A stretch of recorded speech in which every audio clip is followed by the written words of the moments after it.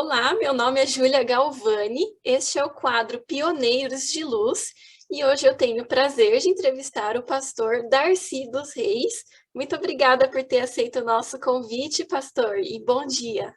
Bom dia, é um prazer muito grande poder falar com você e falar também com os seus ouvintes, aqueles que irão assistir mais tarde. Muito bem, hoje a gente vai conhecer um pouquinho mais sobre a história de vida e do ministério do pastor Darcy. E eu queria começar perguntando para o senhor, o seu nome completo é Darcy dos Reis mesmo? Ou tem algum outro complemento? Não, o meu nome é Darcy dos Reis. Sou filho de Rodolfo dos Reis e Isabel dos Reis. Ok.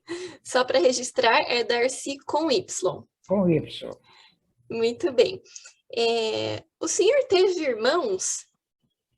Então, eu sou de origem. Meus pais tiveram 3 filhos. Eu sou o mais novo deles.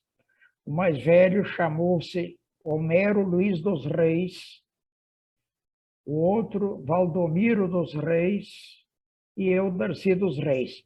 Nós 3 fomos pastores, né? Os 2 primeiros, Homero e Valdomiro, já faleceram não faz muito tempo, mas cada um tem o seu ministério e éramos muito amigos um do outro e um ajudava o outro no seu ministério.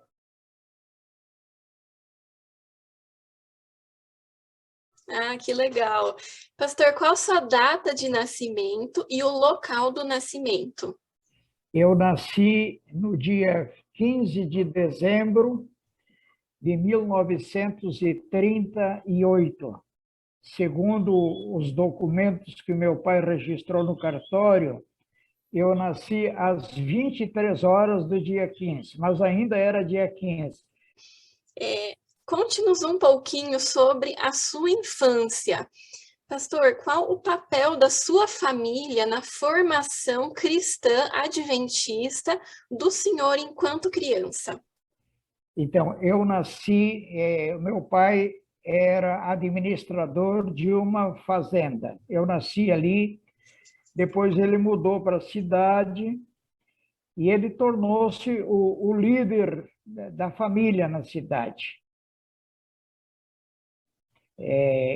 Outros irmãos mudaram para a mesma cidade, Carazinho, lá no Rio Grande do Sul, e a nossa família foi crescendo. Os irmãos, ele comprou um caminhão mais tarde, os irmãos, tinham 2 irmãos dele que trabalhavam com ele nesse mesmo caminhão, sobrinhos começaram a trabalhar com ele, de sorte que ele tornou-se o líder da família, não só da minha família, mas o líder da família Reis.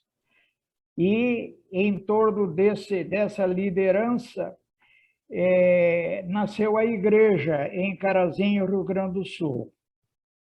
Ele tornou-se o diretor do grupo, não havia a igreja organizada ainda, mas ele era o que liderava a igreja. E os irmãos, todos nós, participávamos dessa liderança. Eu lembro quando era criança, com 10, 12 anos de idade, que ele recebia todos os meses a revista adventista. Naquele tempo, a revista adventista era uma revista com conteúdo mais amplo. Tinha lição da escola sabatina, tinha comentário da lição, tinha uma sessão para jovens, outra sessão para juvenis. E então ele recebia todo mês a revista adventista e me escalava para que eu contasse ou recitasse uma poesia, por exemplo. Então eles, olha, essa poesia aqui é boa para você falar na igreja. Então você vai decorar essa poesia e você vai recitar na igreja. Então ele envolvia na administração da igreja a família toda. Às vezes ele lia uma história e dizia, agora você vai contar essa história lá na igreja. E assim foi que foi, ele era líder, né? Fazia o culto da manhã todos os dias. A minha casa era uma casa especial. Naquele tempo, quando não havia um pastor que morasse na cidade, havia uma cidade distante, onde era a sede do distrito, mas toda vez que o pastor fazia uma visita à igreja nossa, ele se hospedava na nossa casa. É interessante que o meu pai sempre tinha, na casa que ele morou, não era casa própria, era alugada, mas ele alugava uma casa ampla que tivesse um quarto para receber as visitas. Então, os pastores posavam na casa, comportores, quando iam comportar na cidade, eles se hospedavam na casa do meu pai. Os estudantes, quando iam também comportar nas férias, se hospedavam lá e não pagavam nada, era tudo de graça, né? Então, o meu pai sempre foi um líder que liderou a família e liderou a igreja. E por aí nós vemos o papel que a família tem de orientar os filhos, né? Não só o senhor, mas os seus dois irmãos que também seguiram nesse caminho e se tornaram pastores, né? É uma história interessante que envolve isso. Quando nós éramos crianças, os meus irmãos, os dois, numa época só, foram acometidos de meningite. Naquela época, a meningite era uma doença fatal, morte fatal.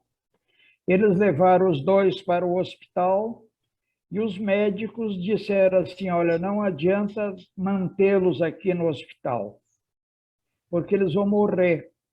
Vocês vão gastar dinheiro à toa pagando o hospital. Então, levem para casa e eles vão morrer em casa. E os meus pais chegaram com os dois em casa.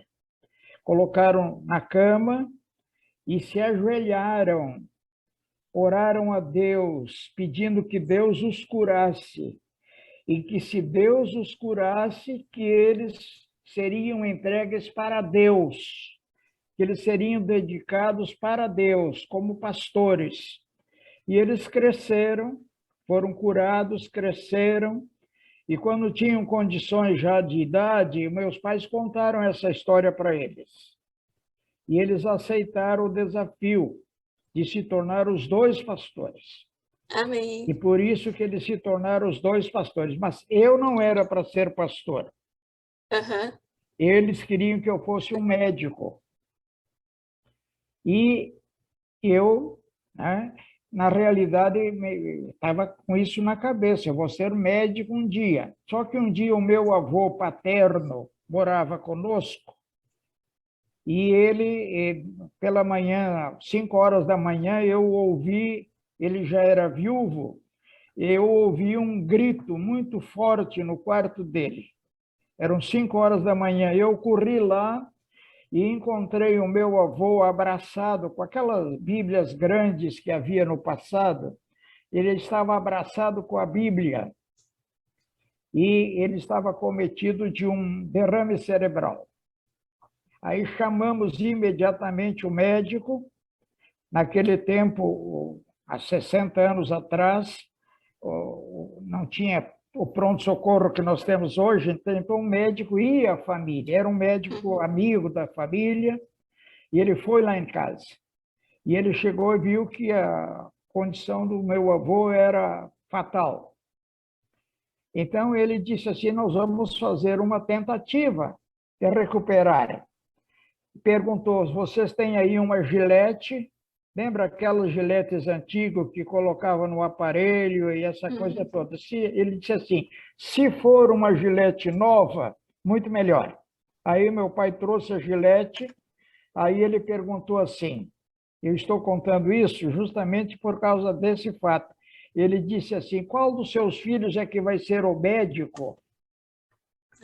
Era para ser o senhor. Ele já sabia que ia ter um médico na família. E o meu pai disse, é esse aqui.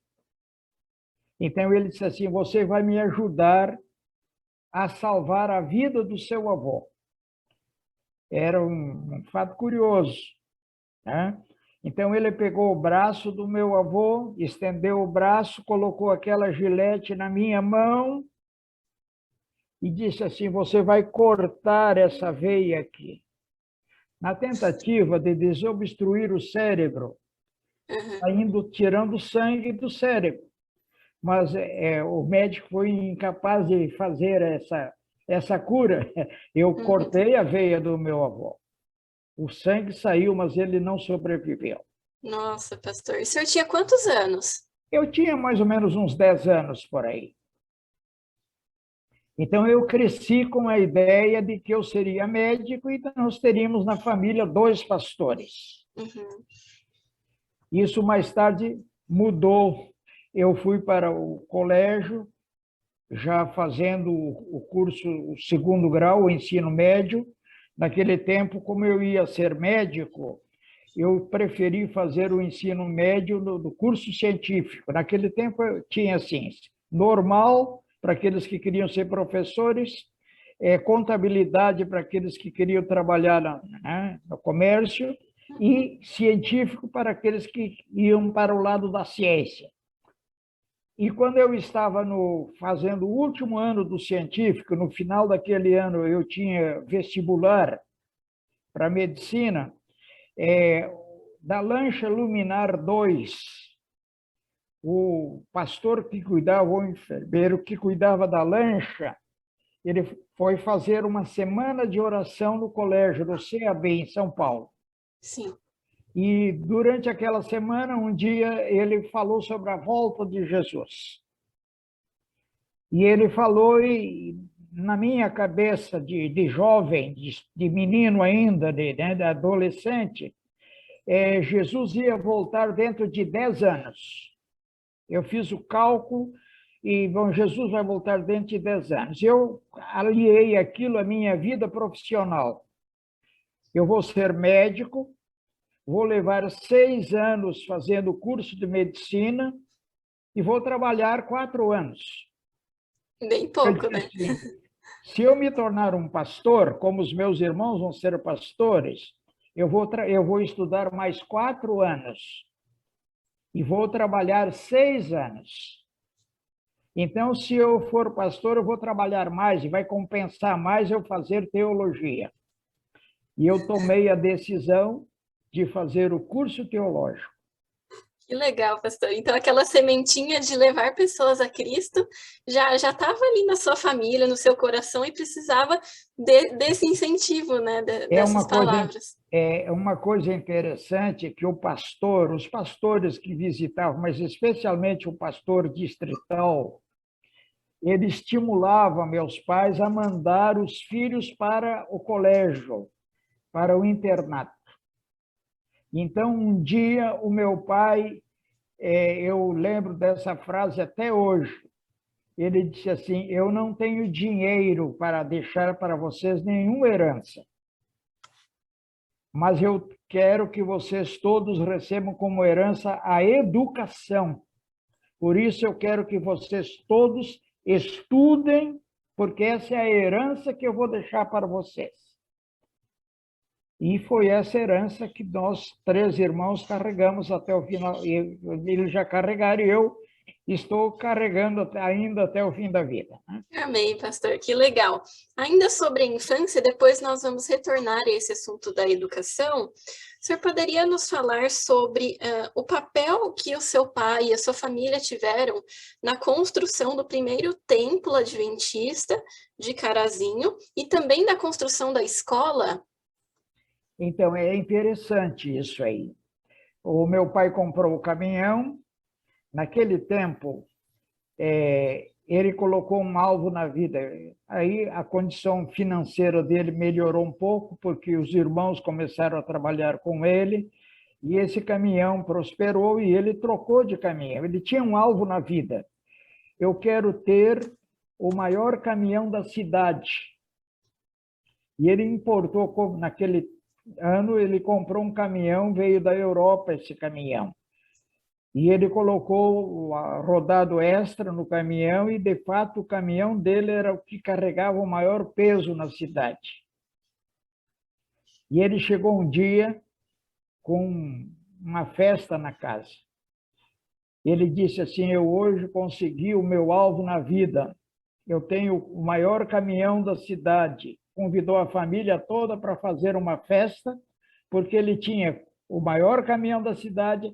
Então, aquilo deu a ele um estímulo financeiro.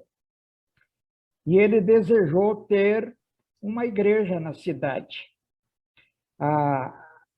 É interessante que ele sempre alugava uma casa que tivesse uma sala grande, uma sala grande. Uhum. E o meu trabalho de menino, na sexta-feira, no sábado, a igreja se reunia na casa do meu pai, nessa sala. E eu, na sexta-feira, eu estendia as cadeiras na sala, colocava o púlpito, né? E a igreja foi crescendo, não cabia mais. Então, ele decidiu ter uma igreja na cidade. Ele doou um terreno e ele liderou a construção da igreja. O senhor se lembra o ano dessa construção, ou o ano da inauguração? Eu não lembro mais, mas foi por volta de 1950, por aí, que inaugurou a igreja. Ok. E é interessante isso aí.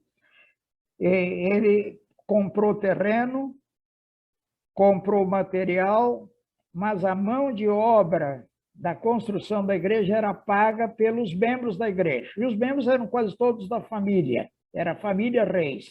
Uhum. Eu lembro que um dia eu peguei o cartão da escola sabatina, porque naquele tempo fazia-se chamada da presença de cada membro da escola sabatina, fazia chamada. E nos cartões da escola sabatina tinha o nome de 52 pessoas, antes da construção da igreja. E desses 52, 50 tinham o mesmo sobrenome, Reis. Nossa, uma Então, grande família. a igreja foi construída pela família Reis, ele era o líder, né? E ele fez um plano, então, esse plano é o seguinte: cada final de semana, no domingo, cada membro da família tinha que convidar outros membros da família para almoçarem na sua casa. E cada um tinha que responsabilidade, e cada um que era convidado tinha que pagar o almoço. E aquele que convidava reunia aquele dinheiro do almoço que ele doou e que os outros pagaram para pagar a mão de obra da construção da igreja. Que interessante. Nossa, uma ótima ideia, né?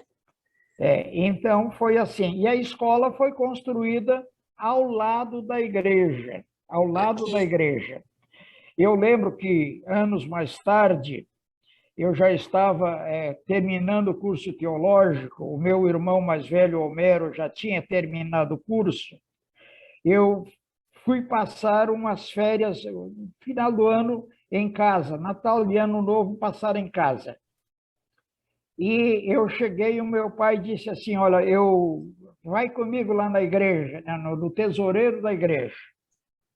Eu preciso pagar uma conta para ele. E eu subi, ele tinha um Fordzinho 27, aquele bem antiguinho.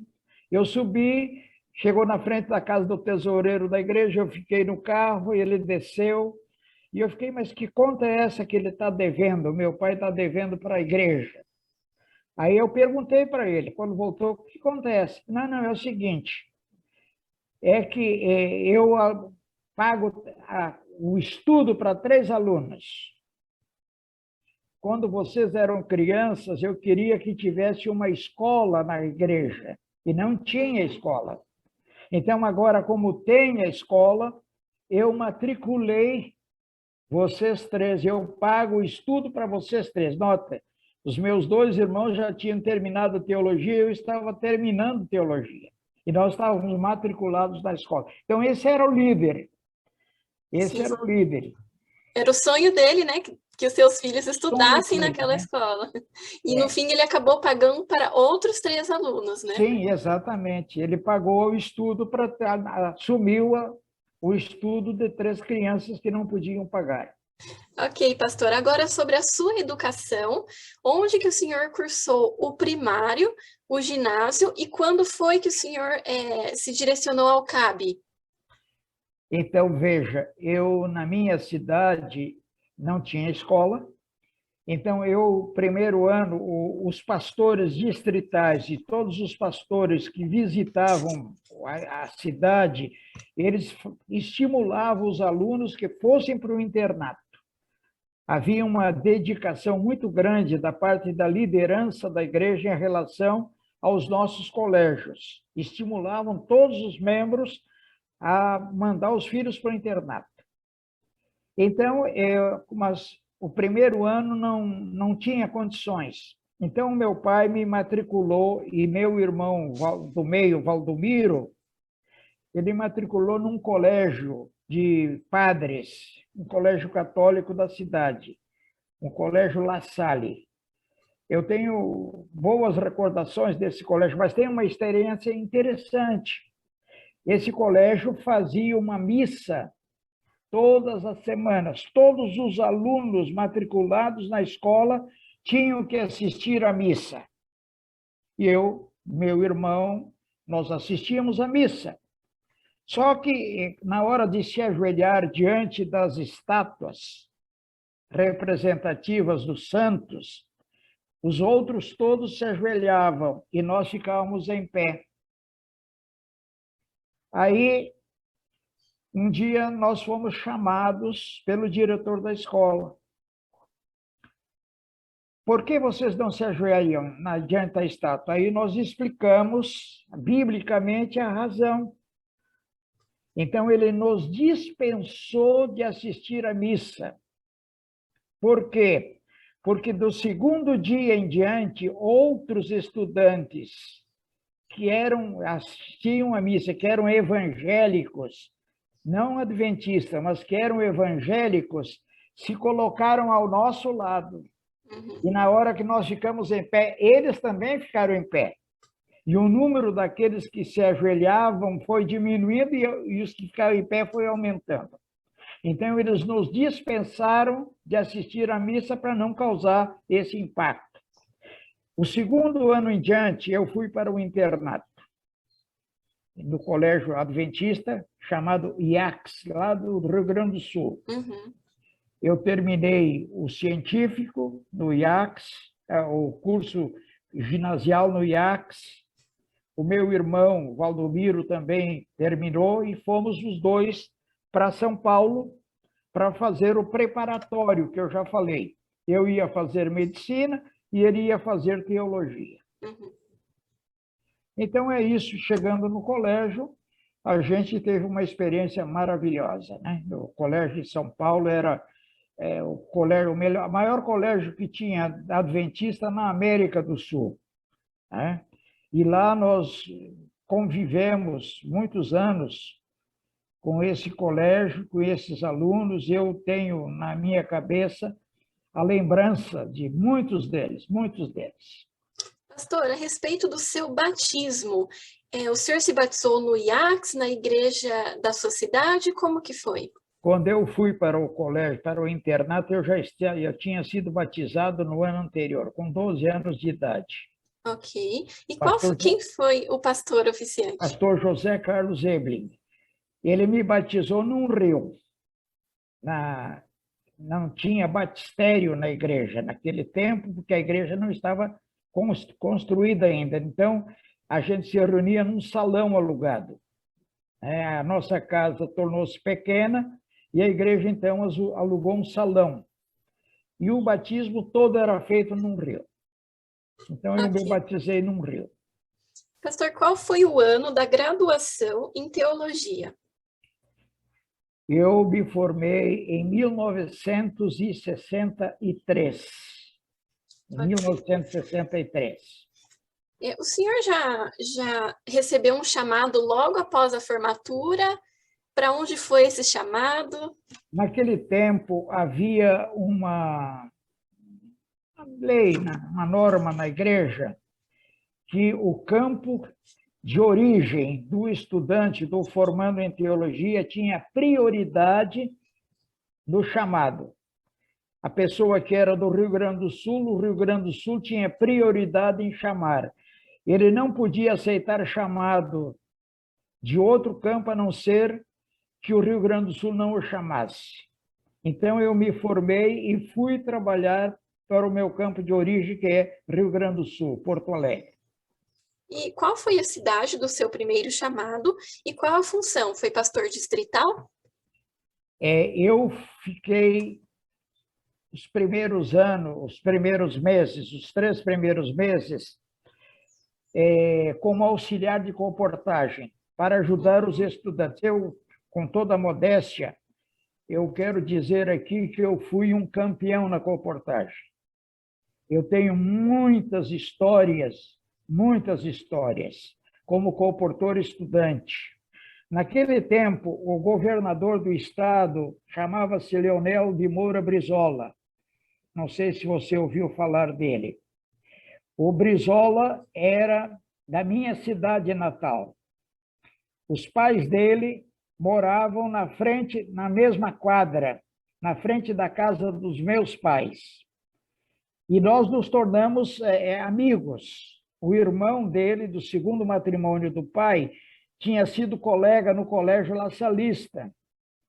Então, a gente jogava bolinha de gude na rua, juntos. E agora, nessa época, Brizola era governador do estado.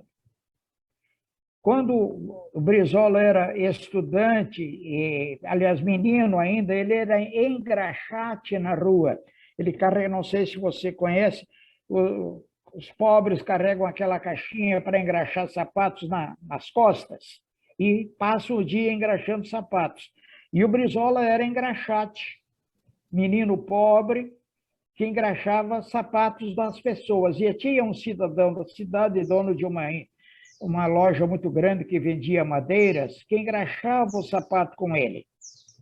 E via que esse garoto era inteligente, mas não tinha condições de estudar porque era pobre. Então, ele decidiu pagar os estudos para o Brizola. E Brizola estudou, fez faculdade de engenharia, tornou-se governador do estado, e por isso que ele ajudava os estudantes pobres, como governador. Ele ajudava os pobres. Então, o irmão dele, sabendo também que nós éramos pobres, ele contou isso. E o Brizola, então, nos ajudou muito, a Homero e eu, na comportagem.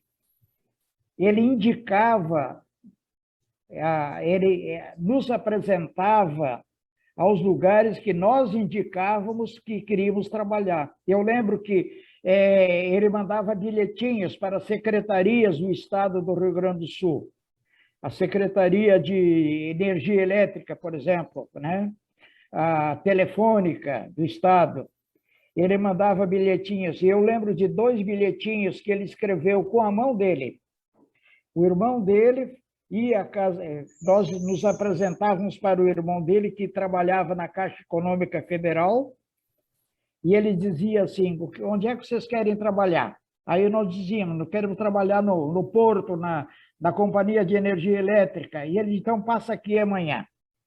Ele à noite visitava o irmão e recebia, então recebemos 2 bilhetes. Um deles dizia assim: fulano de tal, atenda os estudantes Darcy dos Reis, Homero dos Reis e Darcy dos Reis naquilo que eles solicitarem. Assinado Leonel Brizola. Um outro cartão dizia assim: fulano de tal, atenda o estudante Darcy dos Reis, tá? Naquilo que ele precisar, ou naquilo que ele pedir. E nós pegávamos e levávamos esse bilhete. Uma boa porta de entrada, né? Era a porta de entrada. E nós vendíamos muitos livros à prestação. E eles faziam desconto. E antes de terminar o curso teológico, eu comprei o meu primeiro carro. Olha, que Só com legal. o dinheiro da comportagem. E eu casei antes de terminar o curso de teológico. Eu tinha a minha casa mobiliada com dinheiro tudo de Olha só, reportagem. que Louvado seja Deus. interessante. Louvado seja Deus. Muito bem, pastor. Então, o senhor estava falando sobre o seu primeiro chamado, ali que foi como diretor de auxiliar de comportagem, foi isso? Auxiliar de comportagem. Eu estudei, auxiliei os estudantes que estavam vendendo livros daquelas férias, e depois, então, eu fui encaminhado para a cidade de Bagé, onde já tinha havido uma série de conferências, e eu fui como obreiro bíblico na continuidade daquela série de conferências. Fiquei um ano ali. O ano seguinte, eu fui indicado para a cidade de Rosário do Sul, como pastor distrital. E eu trabalhei um ano, começamos a construção da igreja, e eu tenho saudosas recordações. Eu não sei se você conheceu, aí no NASP, onde você trabalha, uma menina, uma secretária, que era secretária da União, aí, a chamada Mirta Izone Flores Ebinger. Essa menina, agora uma senhora já casada, ela era meninazinha com 5, 6 anos de idade, na época essa aí, quando estávamos construindo a igreja. E aos domingos nós fazíamos mutirão para que a igreja, né, não tinha dinheiro, então fazíamos mutirão. A gente conseguia o material e os membros da igreja que se virassem para levantar as paredes. E a Mirta Zone trabalhava aos domingos conosco, com 5, 6 anos de idade, carregando tijolos.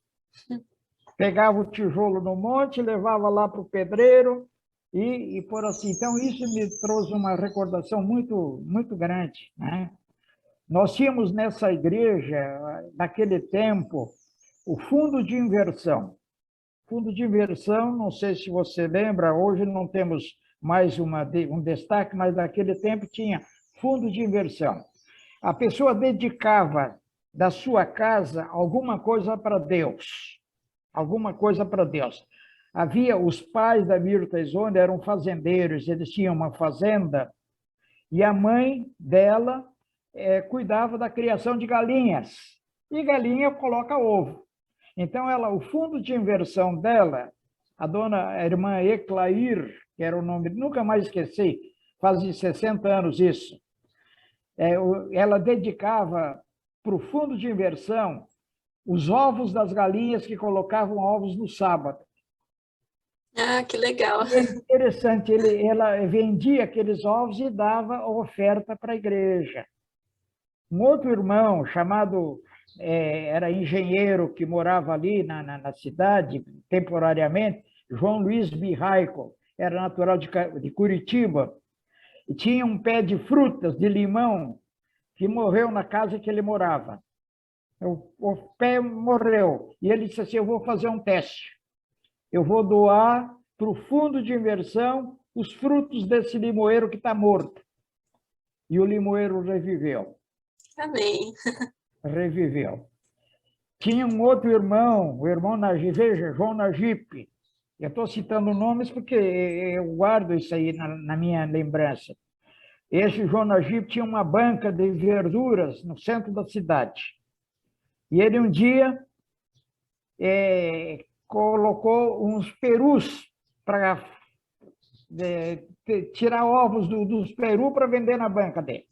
E ele disse assim, bom, o meu fundo de inversão vai ser o seguinte, os ovos que os perus colocarem no sábado são os fundos de inversão. E ele dedicou os ovos do fundo de inversão. Então, era assim, a igreja era assim. A igreja era assim. Eu trabalhei nesse contexto, né?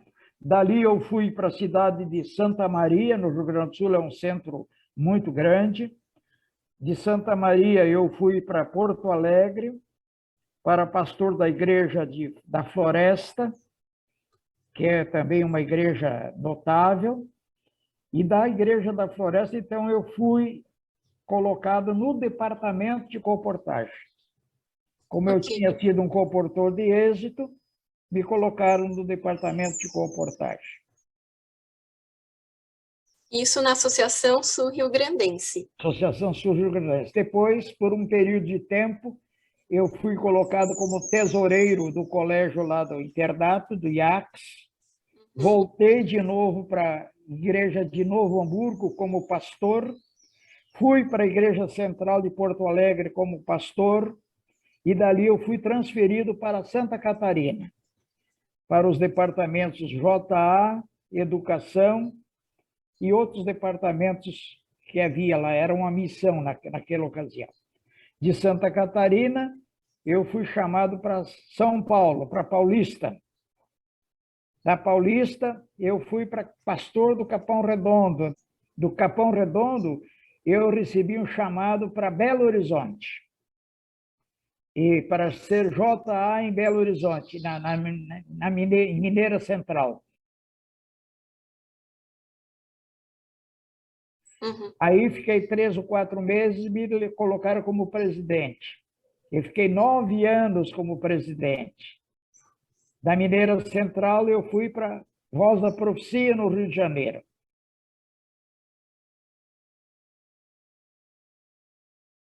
Fiquei 5 anos. Como diretor, certo? Como diretor da Voz da Profecia, eu fui para a Associação Rio de Janeiro.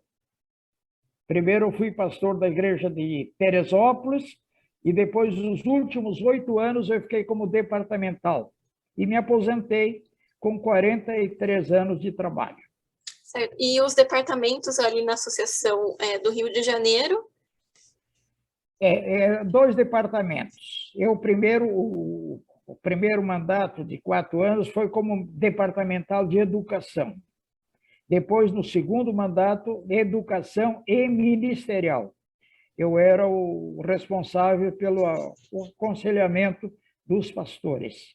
Ok. Eu tenho uma experiência muito interessante do Rio de Janeiro, que a gente, na realidade, as escolas estavam pobres de alunos, então a gente teve que melhorar um pouco a qualidade da matrícula da escola. E eu estabeleci um plano, eu comprei um grande balão e escrevi naquele balão Educação Adventista, e eu levava aquele balão para as praças públicas, perto das escolas.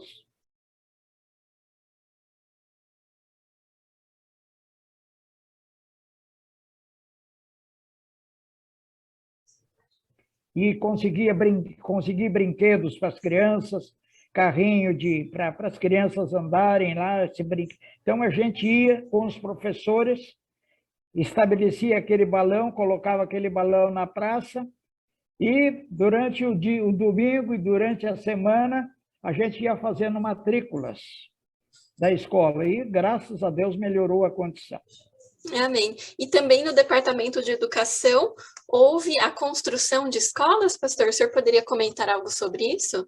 Eu, desde pastor distrital, eu me interessei por construção. Aliás, a igreja estava em crescimento, como está até hoje, mas eu me empenhei na construção, não só de escolas, como também de igrejas. Mas escolas, principalmente escolas, eu acho que foi 16 escolas que eu ajudei a construir. Construí diretamente e participei da construção de 16 escolas, né? Isso me alegra muito, né? Me alegra muito. Construção de igrejas também. Amém, pastor. Agora, sobre o seu casamento, a família que o senhor formou, qual o nome da sua esposa e como vocês se conheceram? Essa é uma história muito interessante. Eu estava iniciando o curso teológico e eu saí, nas férias grandes, eu saí para comportar. Naquele tempo não tinha a história do Brizola ainda, eu comportava nas cidades. E eu fui mandado para a cidade de Pelotas, no Rio Grande do Sul, uma cidade grande, mas eu nunca tinha ido a Pelotas, nunca tinha ido.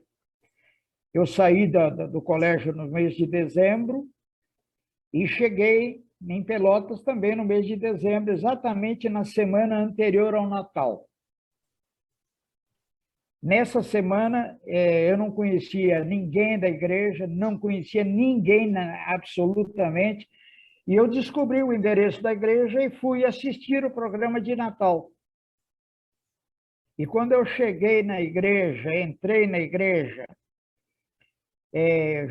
o programa já tinha começado, e eu percebi que tinha 3 moças da igreja cantando lá na frente. Quando eu tinha, um mês antes do final do ano, eu tinha uma namorada ela tinha terminado o namoro comigo. Achou que eu não era o par ideal para ela. E então, eu estava sem namorada. E eu entrei na igreja e vi aquelas 3 moças cantando, e aqui está uma história muito interessante. O Espírito Santo de Deus falou a mim, em palavras audíveis, auditáveis. Você deve casar com aquela moça lá. Nossa, que legal, pastor. Impressionante, Amém. impressionante, impressionante. Qual o nome dela? Leda Silveira. Leda Silveira. E eu passei naquela cidade as férias todas, 3 meses quase de férias, vendendo livros. Mas na reunião seguinte, o Espírito Santo falou de novo, você vai casar com aquela menina ali. E eu fiz amizade com ela, com outras moças da igreja, e um dia eu tive a coragem de convidá-la para me mostrar a cidade, no sábado à tarde.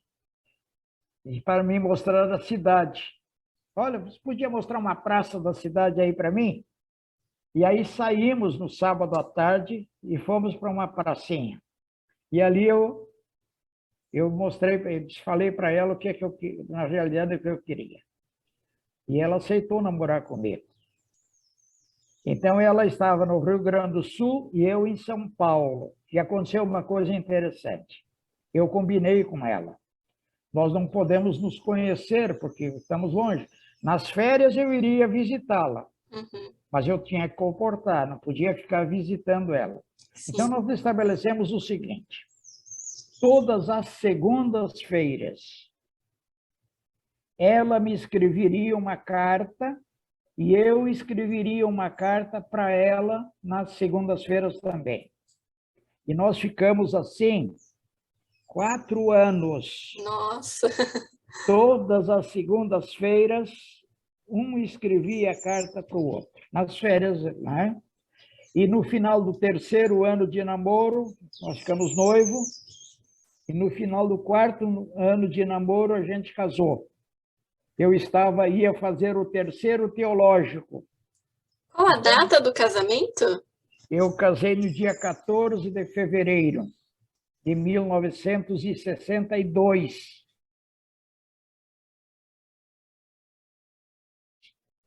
Muito bem. E vocês tiveram filhos e têm netos hoje? Então, tivemos o primeiro filho no último ano que eu estava fazendo teologia, no dia 10 de abril de 1963. Nasceu o meu filho mais velho, Rubem.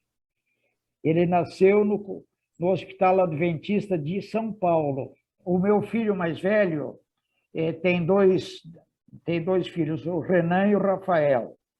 Tá? E a filha tem a Leslie e o Murilo Filho.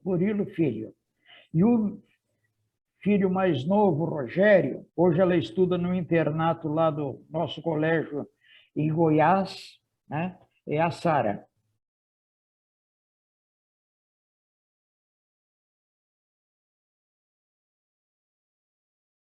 Muito bem.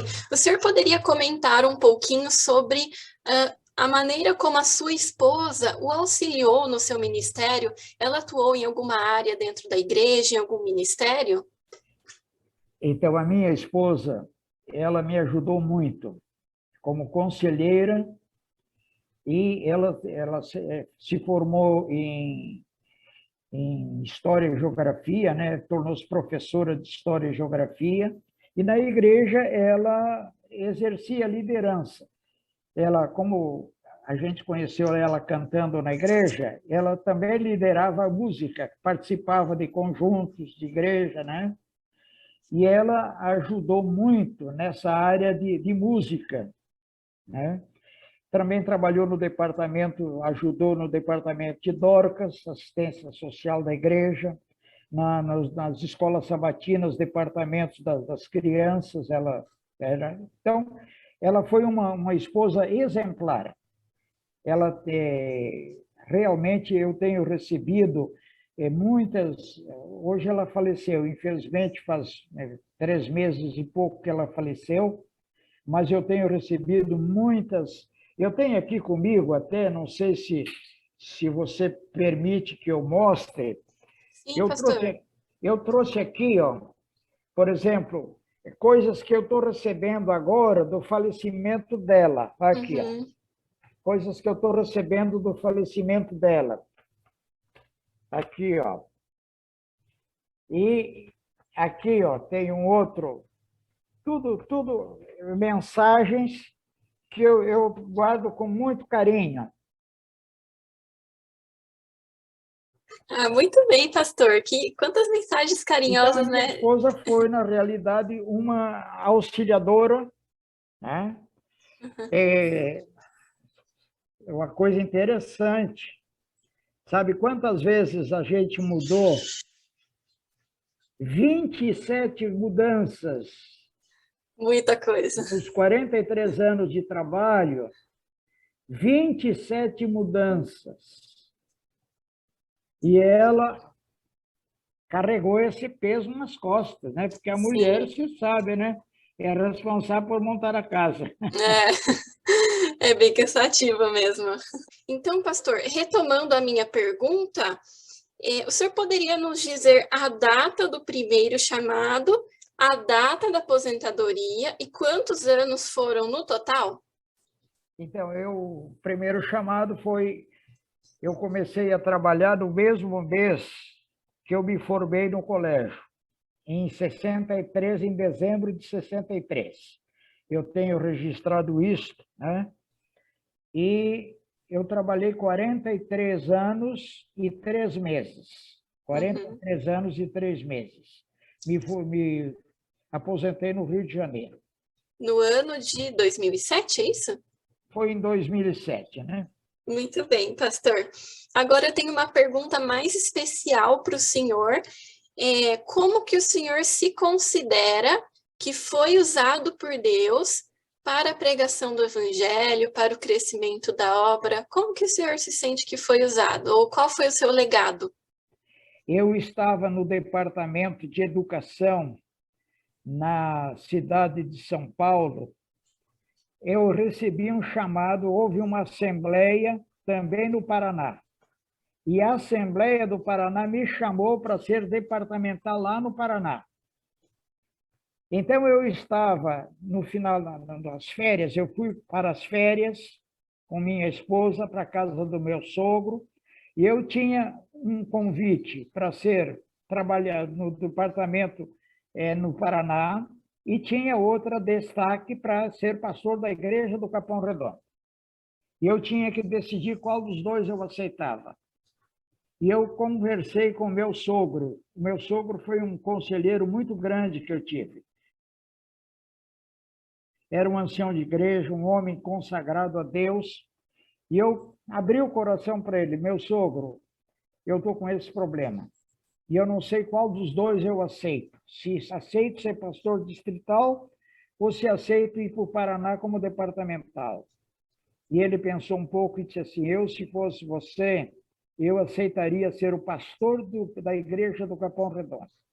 Porque você, quando fez teologia, você estudou, se tornou um pastor para ser pastor de igreja. Então, eu acho que você deve ser pastor. Deus quer que você vá para o Capão Redondo, ele falou. E eu aceitei o conselho.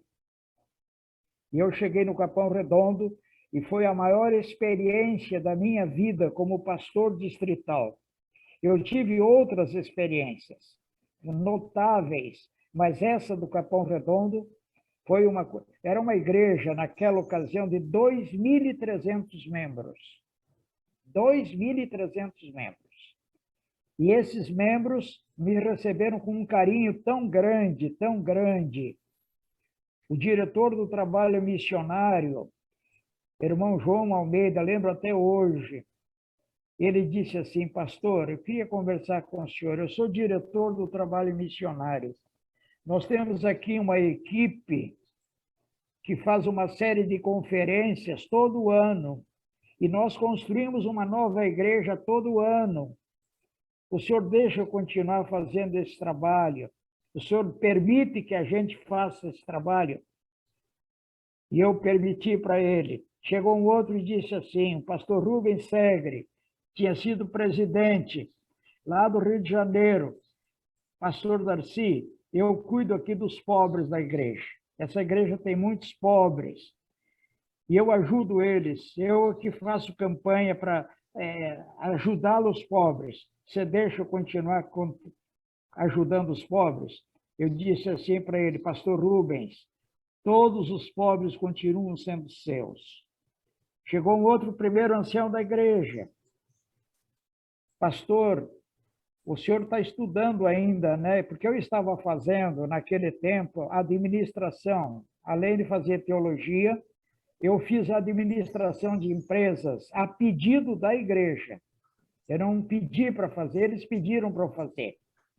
E eu estava estudando. Então, o primeiro ancião: você está estudando? Olha, continue estudando. Não pare de estudar. Só pregue aqui nos sábados e nos domingos. O resto é por nossa conta. Nós temos aqui uma equipe que costuma visitar os membros semanalmente.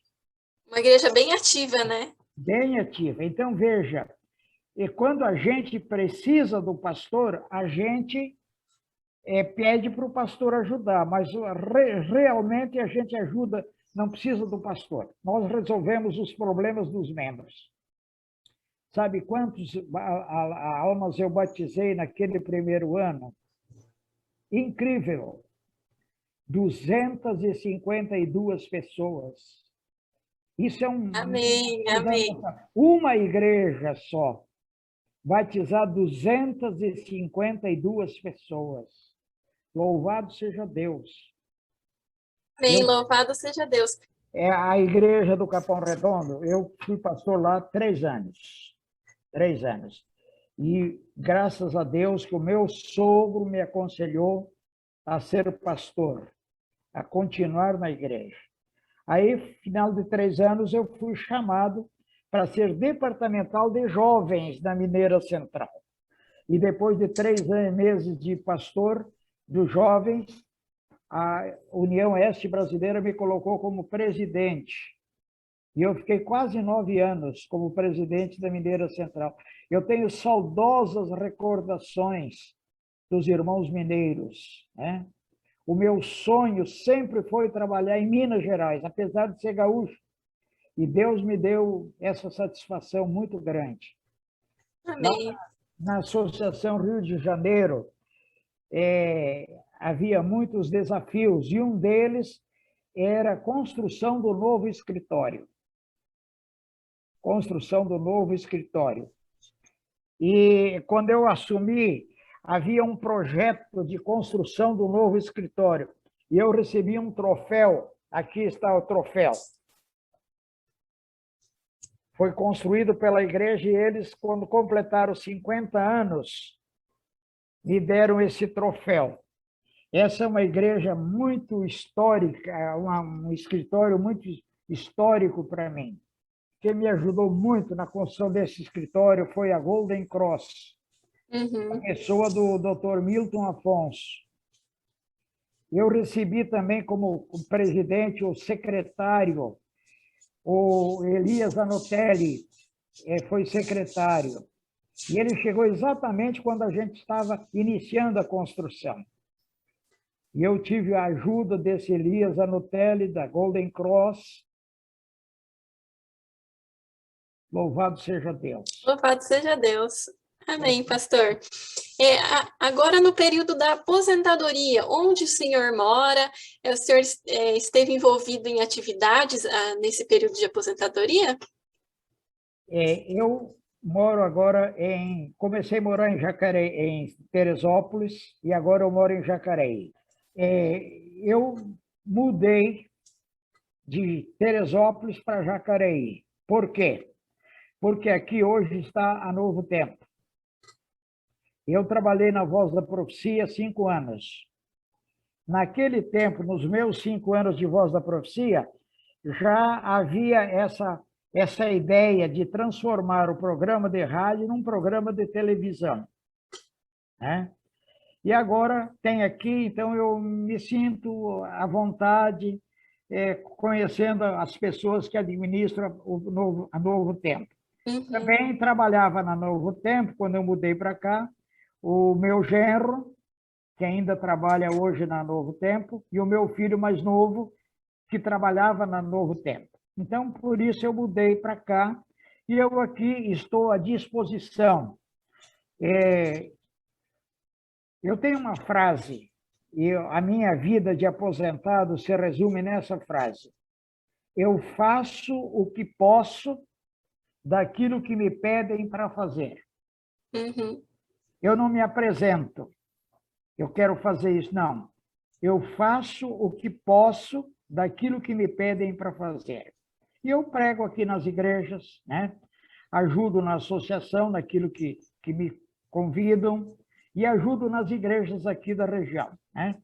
E tem uma igreja aqui, não a igreja que eu assisto, mas uma igreja, a Igreja Central de Jacareí, que me convidou 1 ano, 2 anos atrás, para fazer um projeto lá, e eu aceitei. E eu queria até falar um pouquinho desse projeto. Pode falar. Eu não ouvi um destaque em todo o meu ministério para esse projeto. Eles têm lá o projeto, ainda não sei se tem, mas tinha naquela ocasião, eu lancei os alicerces, o Ministério dos Homens. Tem o Ministério da Mulher, o Ministério da Criança, mas o Ministério dos Homens não tem, não tinha. E eu fui convidado a lançar esse projeto lá, o Ministério dos Homens. E eu passei um final de semana com os homens reunidos e nós lançamos o projeto, né? Louvado seja Deus por tudo aquilo que eu tenho feito e por aquilo que Ele acha que eu ainda poderia fazer. Amém. Se Deus quiser, pastor. Deus quiser, eu faço o que Ele pede. Amém, amém, pastor. Agora, já caminhando aqui para o final da nossa entrevista, qual a mensagem que o senhor teria a deixar para quem for assistir esse vídeo, seja para membros da igreja ou para novos pastores? Bem, eu trabalhei todo esse tempo, convivo todos os meus anos com uma forte experiência e uma ênfase no preparo que nós precisamos ter para a volta de Jesus. Eu ia ser médico, me tornei pastor, porque Jesus ia voltar na minha cabeça dentro de 10 anos. E eu já trabalhei 43, já estou há alguns anos aposentado, né? Quase 10 anos, e Jesus ainda não voltou. Mas as circunstâncias que nós lemos, o que está acontecendo no mundo ao redor de nós e perto de nós, indica que não falta muito. Jesus está para voltar. Eu acho que é um momento mais do que oportuno para nós nos prepararmos para a volta de Jesus. Eu acho que Jesus vai voltar logo e eu quero me encontrar com a minha esposa, com meu sogro, com a minha sogra, com os meus pais, com os meus irmãos e com todos aqueles que durante o ministério que eu exerci me ajudaram a ser o que fui, né? Esse é minha mensagem. Jesus está voltando, Jesus está voltando. Mais cedo do que muitos pensam que ele vai voltar. E é hora de nós nos prepararmos. É hora, passou a hora quase. Amém, pastor. Eu queria muito agradecer pelo senhor ter aceito o nosso convite e dedicado um pouquinho do tempo dessa manhã para compartilhar o seu testemunho de vida e que Deus seja louvado, porque desde a infância ele guiou a vida do senhor ao longo de todos esses anos, né? E com certeza somente no céu nós vamos saber dos frutos totalmente desse ministério. Que Deus seja louvado, pastor. Que Ele continue abençoando a sua vida. Eu queria recitar só um versinho que está me acompanhando. Sim, por favor. Quando eu comecei o meu ministério, o meu verso que eu recitava era esse: entrega o teu caminho ao Senhor, confia nele, e o resto ele fará. Agora que estou aposentado, né, o meu verso é um pouco mais adiante, mas do mesmo Salmo 37. Fui moço e agora sou velho, mas nunca vi desamparado o justo, nem a sua descendência a mendigar o pão. Louvado seja Deus por tudo que Ele fez por mim. Nós estamos vivendo em época de que as profecias de Deus estão se cumprindo. Sinais no sol, na lua, nas estrelas, terremotos, chuva, tempestade, guerra, mortandade, fome, peste, calamidades, indicam a proximidade da volta de Jesus. Que Deus nos prepare, que Deus perdoe os nossos pecados e que nos ajude nós e a nossa família. Estamos prontos para a volta de Jesus. Amém? Amém, amém, pastor. Muito obrigada. A sua história vai ficar registrada aqui no acervo do Centro White, no nosso canal do YouTube, do Centro Nacional da Memória Adventista, e com certeza, mais importante, lá nos livros do céu, né? Muito obrigada, pastor. Eu queria agradecer a todos os pastores com os quais eu trabalhei, que foram meus chefes, presidentes de campo, de uniões, da divisão. Eu tenho um amigo muito grande que me ajudou muito, pastor Léo Ranzolin, pastor João Wolff, pastor Floriano Xavier dos Santos e outros mais, né? Muito obrigado. Eu quero pedir perdão para eles pelos erros que eu cometi e agradecer pela tolerância que eles tiveram comigo. Louvado seja Deus. Amém.